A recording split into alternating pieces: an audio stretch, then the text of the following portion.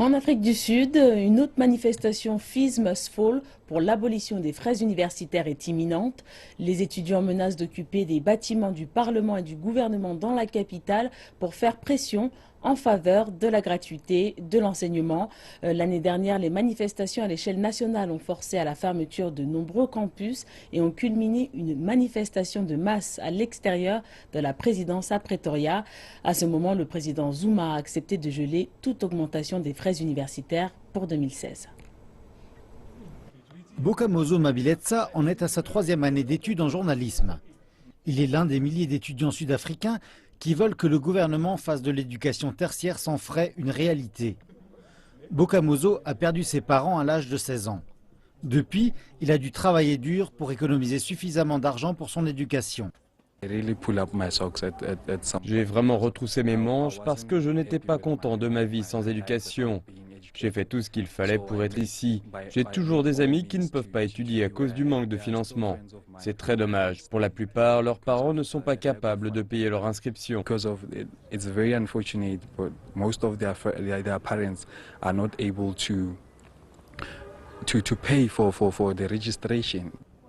Alors que Bokamoso a été assez chanceux pour recevoir aussi une aide financière partielle, il passe toujours des nuits blanches à se demander s'il arrivera à financer la suite de ses études.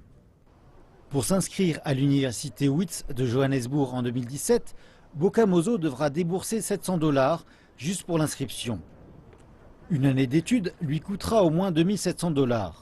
Entre 2014 et 2015, les frais de scolarité estimés pour différents diplômes proposés par diverses institutions ont augmenté de montants variables. Et les frais devraient encore augmenter l'an prochain. Bokamoso et d'autres étudiants dans des situations semblables pensent que, quoique leur cause n'est pas plus importante que d'autres priorités pressantes d'Afrique du Sud, il est critique de remarquer que l'éducation aidera dans d'autres aspects de la vie. Si nous sommes tous éduqués, nous pouvons éradiquer la pauvreté, nous pouvons éradiquer tant de maux, particulièrement dans le domaine de la santé. Si vous et moi sommes éduqués, nous connaissons le risque du VIH.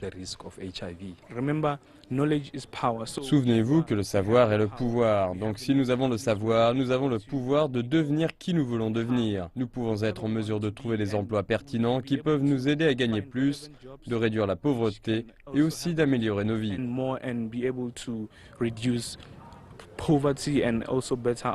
Leurs représentants étudiants ont promis d'assurer que l'éducation gratuite existe de leur vivant. Nous allons prendre des décisions dures en faveur de nos électeurs pour garantir que nous mettons la pression en faveur de la mise en place d'une éducation gratuite de qualité.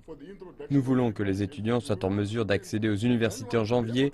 S'ils ne peuvent pas y entrer, ils iront dans la rue et deviendront des délinquants. Nous ne voulons pas cela. Le gouvernement ne s'est toujours pas engagé quant à la possibilité d'une augmentation des frais. L'éducation est la toute première de nos priorités, mais en termes de processus, comme vous le savez, le président a nommé une commission présidée par un juge afin d'examiner plus profondément ce problème. Il y a un processus qui se déroule actuellement où toutes les parties intéressées peuvent exprimer leur vue sur cette question d'importance nationale.